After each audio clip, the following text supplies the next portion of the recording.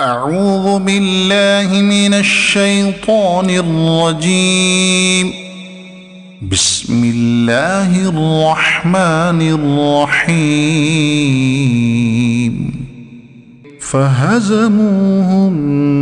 بإذن الله وقتل داود جالوت وآتاه الله الملك والحكمة وعلمه مما يشاء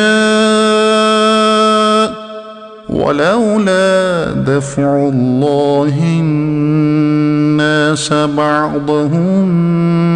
ببعض لفسدت الأرض ولكن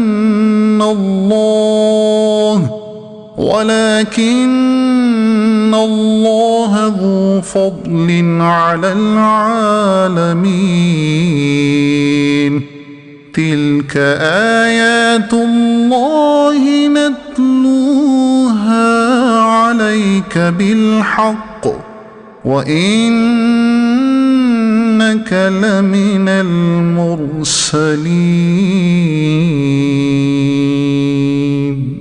تلك الرسل فضلنا بعضهم على بعض منهم من كلم الله ورفع بعضهم درجات وآتينا عيسى ابن مريم البينات وأيدناه بروح القدس ولو شاء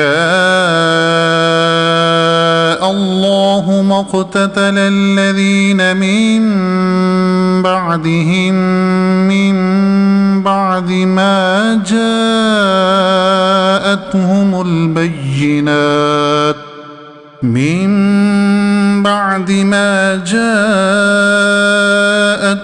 البينات ولكن اختلفوا فمنهم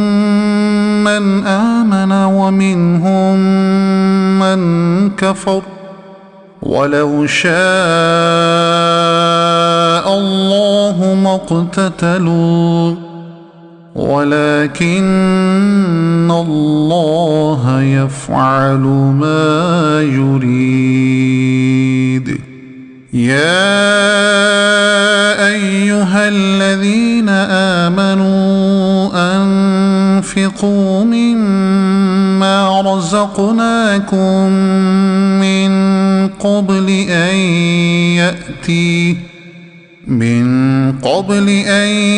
يأتي يوم لا بيع فيه ولا خلة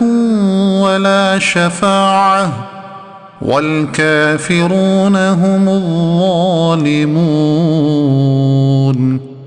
الله لا إله إلا هو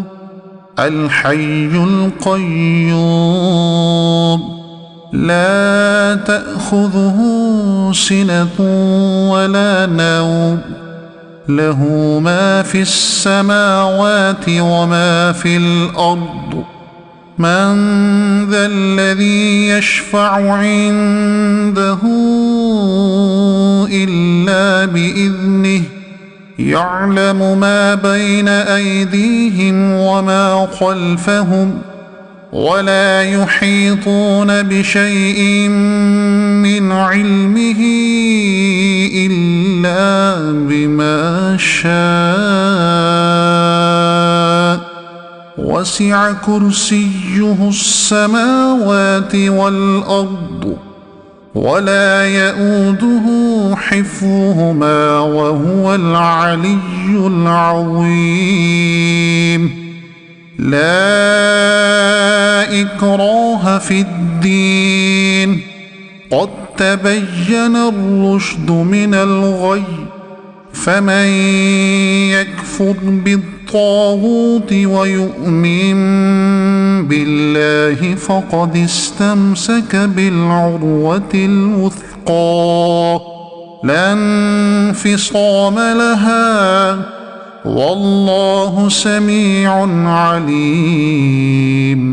الله ولي الذين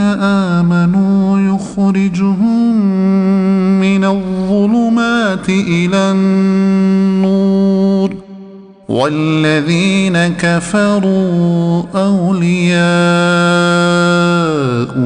الطاغوت يخرجونهم من النور إلى الظلمات أولئك أصحاب النار هم فيها خالدون ألم تر إلى الذي حاج إبراهيم في ربه أن آتاه الله الملك إذ قال إبراهيم ربي الذي يحيي ويميت قال أنا أحيي وأميت قال إبراهيم فإن الله يأتي بالشمس من المشرق فأت بها من المغرب فبهت الذي كفر والله لا يهدي القوم الظالمين أو كالذي مر على قرية وهي خاوية على عروشها قال أنى يحيي هذه الله بعد موتها فأماته الله 100 عام ثم بعثه قال كم لبثت قال لبثت يوما أو بعض يوم قال بل لبثت 100 عام فانظر إلى طعامك وشرابك لم يتسنه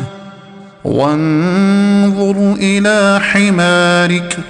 ولنجعلك آية للناس وانظر إلى العظام كيف ننشزها ثم نكسوها لحما فلما تبين له قال أعلم أن الله على كل شيء قدير وإذ قال إبراهيم رب أرني كيف تحيي الموتى قال أولم تؤمن قال بلى ولكن ليطمئن قلبي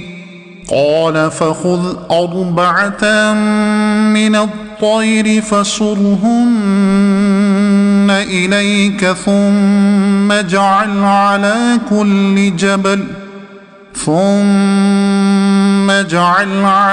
كل جبل منهن جزءا ثم ادعهن يأتينك سعيا واعلم أن الله عزيز حكيم